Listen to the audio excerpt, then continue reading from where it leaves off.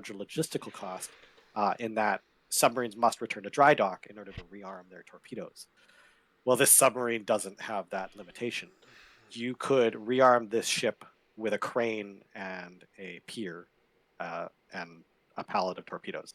The ship can be rearmed anywhere using a crane. So this means that the ship could be used for more like longer range operations, could be out a bit longer, and can engage more frequently. The big downside is, of course, that the ship is much larger than the Warden sub, so it's might be easier to hit underwater, and it's a little bit slower moving. I think what I'm most excited to see is something that we've tested internally but have never seen in a live game, is sub versus sub combat. We actually implemented the mechanics for sub versus sub combat for the naval update last year. Many of you astute observers may have noticed in the Warden submarine that the gunner has a mouse wheel to change the depth of the torpedoes that they can fire at.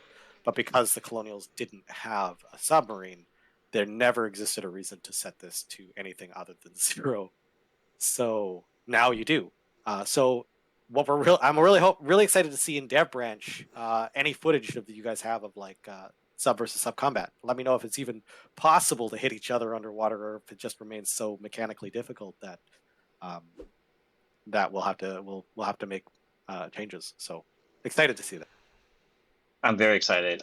I think submarine versus submarine combat was one of the things I was personally most excited to see when we first started talking about the naval update. And the expectation is not necessarily that this is going to be the most common thing, but even as a less common thing, it's just really happy to finally get that in there, because that was one of the very original goals when we started working on this whole thing.